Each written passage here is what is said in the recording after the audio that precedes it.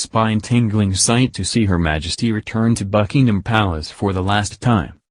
Mourners led a 17-mile route from RAF Northolt as the Queen's coffin arrived at the Buckingham Palace, having been flown back from Scotland. The Queen's coffin returned to Buckingham Palace on Tuesday evening for the last time as members of the firm prepare to say a final goodbye before she lies in state for 4 days prior to her state funeral on Monday. The moment was captured on camera in what Daily Mail royal editor Rebecca English described as a spine-tingling photograph on Twitter. She said, "Such a spine-tingling photograph." The Queen returns to Buckingham Palace, the office, for the last time, where her family awaits to say a private thank you and farewell before handing Her Majesty over to the nation in 4 days of lying in state. The Queen's children and grandchildren greeted the coffin as it arrived, including King Charles III, Camilla, the Queen Consort, the Prince and Princess of Wales along with the Duke and Duchess of Sussex. The hearse was accompanied by Princess Anne on a 17-mile journey from RAF Northolt, having been flown from Edinburgh. Although it was raining, crowds gathered along the route to pay their final respects with shouts of "Hip, hip hooray" were heard along with applause. A number of people in the crowd put down their umbrellas as a sign of respect, while mobile phone cameras lit up as well-wishers documented the historic moment. After witnessing the arrival of the coffin, the King and the Queen Consort later left Buckingham Palace. The procession to place marks the end of a long and solemn journey which began when the Queen's coffin left Balmoral Castle on Sunday.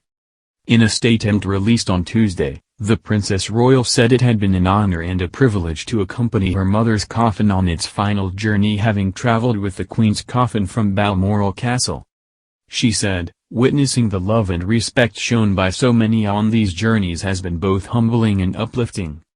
We will all share unique memories. I offer my thanks to each and every one who share our sense of loss. We may have been reminded how much of her presence and contribution to our national identity we took for granted." Thousands of mourners paid their respects as the Queen lay at rest in St Giles Cathedral in Edinburgh overnight before her coffin was flown to RAF Northolt on Tuesday evening. The national anthem was played on the RAF plane which had been used to evacuate people from Afghanistan and deliver weapons to Ukraine. The Queen's coffin will rest in the ballroom of the palace overnight before departing for Westminster Hall, where it will lie in state at exactly 14:22 on Wednesday.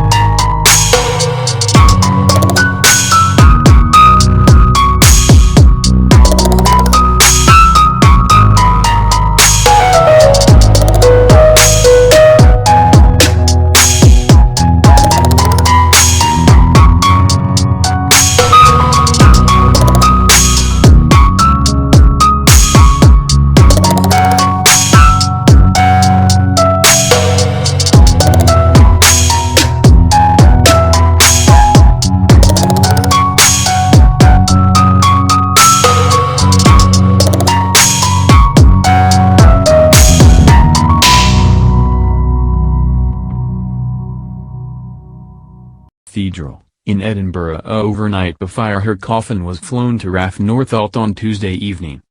The national anthem was played on the RAF plane which had been used to evacuate people from Afghanistan and deliver weapons to Ukraine.